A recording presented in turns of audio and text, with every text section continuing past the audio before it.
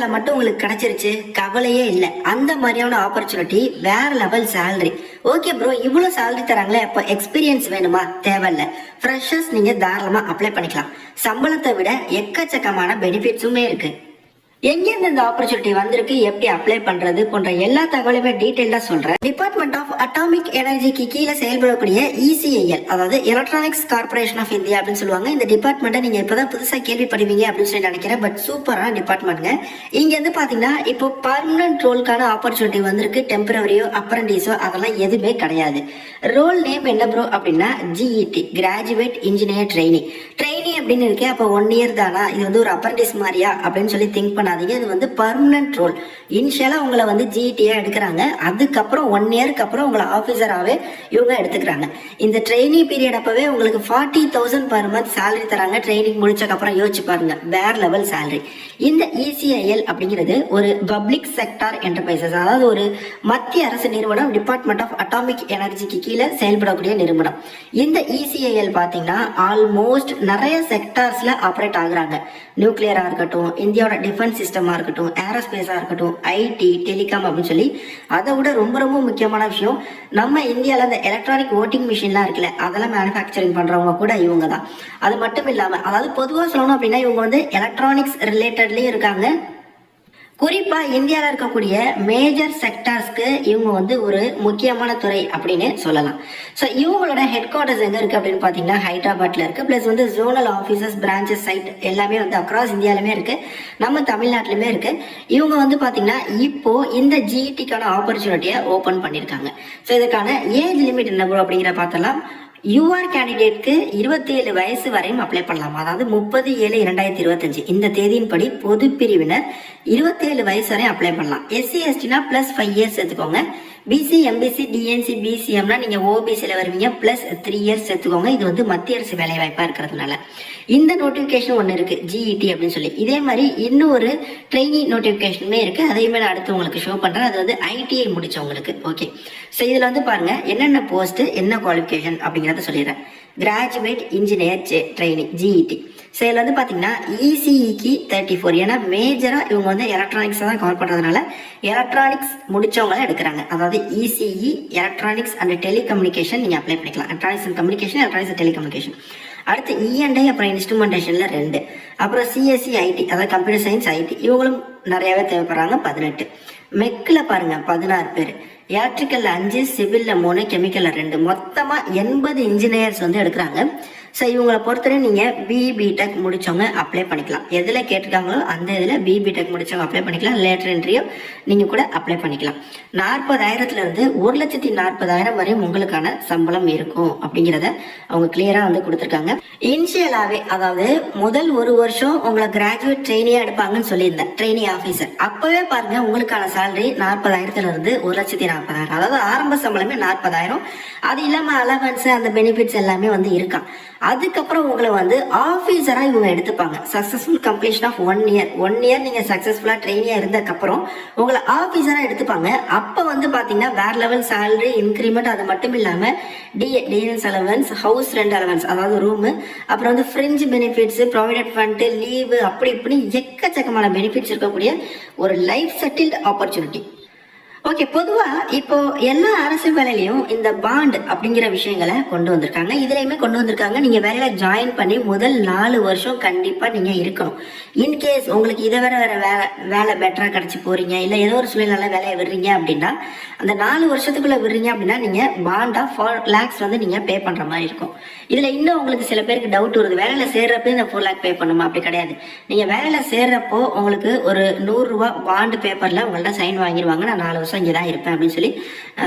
அந்த பாண்டை பிரேக் பண்ணி 4 வருஷத்துக்குள்ள நீங்க மாறுறீங்கன்னா உங்களுக்கு வந்து நீங்க அவங்களுக்கு 4 lakhs வந்து பே பண்ற மாதிரி இருக்கும். ப்ரோ, இதெல்லாம் பே பண்றதுனால இந்த ஆப்பர்ச்சுனிட்டி வந்து ரொம்ப மோசமா அப்படிலாம் கிடையாது. பொதுவாகவே எல்லா கவர்மெண்ட் ஜாப்லயுமே இந்த பாண்டா இருக்கட்டும், பிளஸ் வந்து இந்த ப்ராபபேஷன் பீரியட், ஒரு குறிப்பிட்ட காலம் நீங்க கரெக்டா ஒர்க் பண்றீங்களான்னு செக் பண்றோம், இந்த மாதிரி விஷயங்கள் எல்லாமே வந்து அவங்க கொண்டு வந்துட்டாங்க. ஓகே, மொத்தமா 80 வேகன்சி இருக்கு.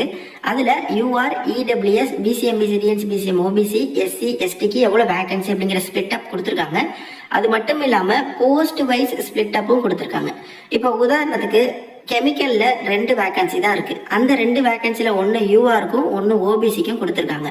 அப்போ எஸ்சி, எஸ்டி, இடபிள்யூஎஸ்க்குலாம் வேகன்சி இல்லை. நீங்க அப்ளை பண்ண முடியாதா அப்படின்னா நீங்க அப்ளை பண்ணலாம். எப்படின்னா உங்க பிரிவுல வேகன்சி இருக்கான்னு பாருங்க. அப்படி இல்லைன்னா அட்லீஸ்ட் யூஆர்லனாவது வேகன்சி இருக்கா அப்படின்னு பாருங்க. யூஆர்ல வேகன்சி இருக்குன்னா அந்த யூஆர்ல இருக்கிற வேகன்சிக்கு நீங்க அப்ளை பண்ணலாம். ஆனா என்ன டிராபேக் அப்படின்னா யூஆருக்கு என்ன ஏஜ் லிமிட்டோ அதுதான் உங்களுக்கு. நீங்க என்னதான் எஸ்சிஆர், எஸ்டிஆர், ஓபிசியா இருந்தாலுமே யூஆருக்கு என்ன 27 வயது, அந்த 27 வயது தான் உங்களுக்கான ஏஜ் லிமிட்டும். பிளஸ் யூஆருக்கு எக்ஸாம் முடிஞ்சதுக்கு அப்புறம் என்ன கட் ஆஃபோ அதுதான் உங்களுக்கும். ஓகே, இது மட்டும் தான் டிராபேக்ஸ். பட் நீங்க விருப்பம் இருக்கிறவங்க ஏஜ் லிமிட் மேட்ச் ஆகிறவங்க நீங்க அப்ளை பண்ணலாம். உதாரணத்துக்கு நான் அந்த கெமிக்கல் போஸ்ட்டுக்கு சொல்றேன். மீதி உள்ள எல்லா போஸ்ட்டுக்குமே இதுதான் வந்து டெஃபினேஷன். ஓகே, ஏஜ் ரிலாக்ஸேஷன் பத்தி சொல்லிட்டேன். 27, எஸ்சி எஸ்டினா +5 இயர்ஸ் சேர்த்துக்கோங்க, ஓபிசினா +3 இயர்ஸ் வரையும் சேர்த்துக்கோங்க. அவங்க என்ன டிகிரி கேட்டிருக்காங்களோ என்ன பிரான்ச்ல அதுல நீங்க ஓவராலா 60% முடிச்சிருந்துருக்கணும். அப்ளை பண்ண எலிஜிபிலிட்டி அதுதான். எஸ்சி எஸ்டினா 50% பாஸ் பண்ணியிருந்தாலே போதுமா. ஸோ இதுக்கு வந்து 2 ஸ்டேஜ் இருக்கு. ஃபர்ஸ்ட் வந்து ஒரு எக்ஸாம், அதுக்கப்புறம் பர்சனல் இன்டர்வியூ. ஓகே, எக்ஸாம்ல எடுக்கிறத 85க்கும் பர்சனல் இன்டர்வியூல உள்ளதை 15க்கும் கன்வெர்ட் பண்ணிடுவாங்க. ஸோ நீங்கள் எக்ஸாம்லையும் இன்டர்வியூலையும் பர்ஃபார்ம் பண்ணுறதை பொறுத்து தான் இவங்க வந்து ஷார்ட் லிஸ்ட் பண்ணுறாங்க. இதற்கான கம்ப்யூட்டர் பேஸ்ட் எக்ஸாமினேஷனை நம்ம சென்னையில் நீங்கள் சூஸ் பண்ணி எழுதிக்கலாம். மொத்தமாகவே இந்தியா முழுவதும் 6 இடங்கள்ல நடக்குது. அதில் நம்ம சென்னை இருக்குது. நீங்கள் சென்னையை சூஸ் பண்ணி இதற்கான தேர்வு எழுதிக்கலாம்.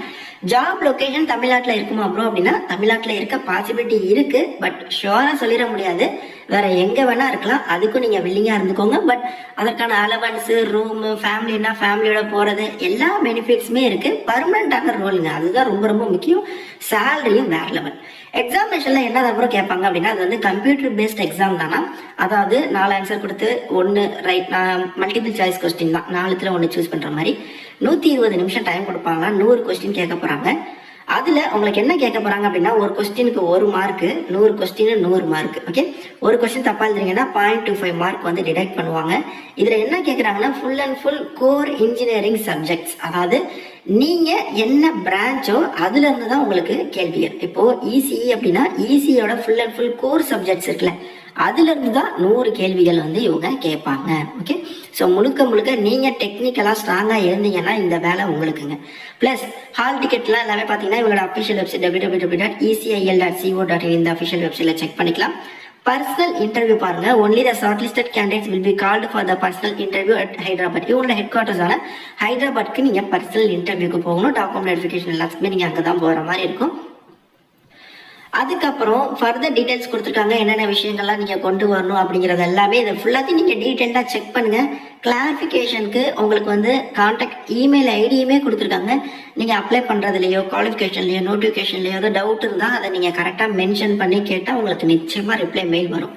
1000 ரூபாங்க ஃபீஸ். இதுக்கு ஃபீஸ் இருக்கு 1000 rupees. எஸ்சி எஸ்டி அவங்களுக்குலாம் பாத்தீங்கன்னா ஃபீஸ் அப்படிங்கிறது இல்லை. ஜஸ்ட் நீங்க ஆன்லைன்ல பேமெண்ட் அப்ளிகேஷன் மட்டும் சப்மிட் பண்ணாலே போதுமானது. ஓகே, www.ecil.co.in இதுதான் அபிஷியல் வெப்சைட். ஸோ இதுல நீங்க 16/5ல இருந்து 5/6 வரையும் டைம், அடுத்த மாசம் 5ஆம் தேதி வரையும் அதுக்குள்ளே நீங்க ஆன்லைன்ல அப்ளை பண்ணிக்கலாம். ஃபீயை வந்து எஸ்பிஐ கலெக்ட் முறையில நீங்க வந்து அப்ளை பண்ணணும். ஆன்லைன்ல நீங்க அப்ளை பண்ணலாம்.